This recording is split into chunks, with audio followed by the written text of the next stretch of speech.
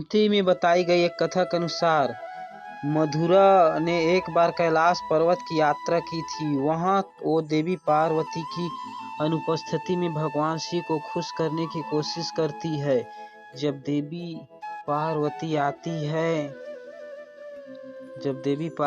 आती है मधुरा को देखकर वो क्रोधित हो जाती है। वो मधुरा को मेढक में बदलकर 12 वर्षों के लिए कुएं के अंदर रहने का श्राप दे देती है। इसके बाद भगवान शिव देवी पार्वती से श्राप को कम करने का अनुरोध करते हैं, लेकिन माता पार्वती वो श्राप वापस नहीं ले पाती है। लेकिन वो कहती कि मधुरा 12 साल पहले अपने असली रूप में आ जाएगी।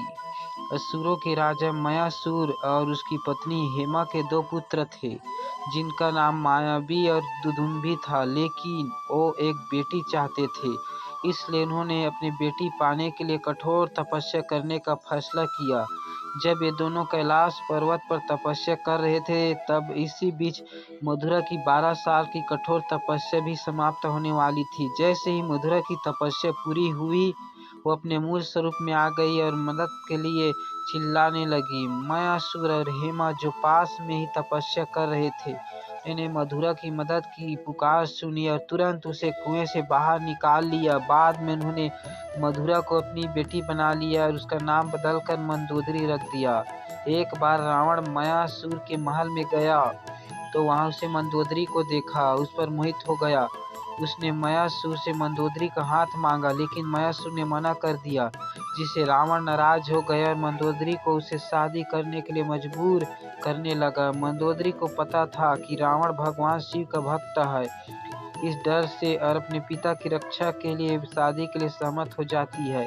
रावण से शादी के बाद उसने 2 पुत्र मेघनाथ अक्षय कुमार को जन्म दिया। मंदोदरी रावण को उसके गलत कामों के लिए हमेशा टोकती थी। ये जानकर कि रावण अपने विनाश के मार्ग पर जा रहा था, मंदोदरी उसे लगातार धर्म के मार्ग लाने का प्रयास करती रही। भगवान राम ने रावण का वध करने के बाद विभीषण को लंका का राजा बना दिया था। ऐसा कहा जाता है कि रावण की मृत्यु के बाद विभीषण ने अपने भाभी मंदोदरी के सामने विवाह का प्रस्ताव रखा। मंदोदरी के बारे में कहा जाता है कि एक सती स्त्री थी जो अपने पति के प्रति समर्पण भाव रखती थी। इसलिए रावण की मृत्यु के बाद मंदोदरी ने विभीषण से विवाह का प्रस्ताव ठुकरा दिया, लेकिन कुछ समय बाद उन्होंने विभीषण से विवाह स्वीकार कर लिया था।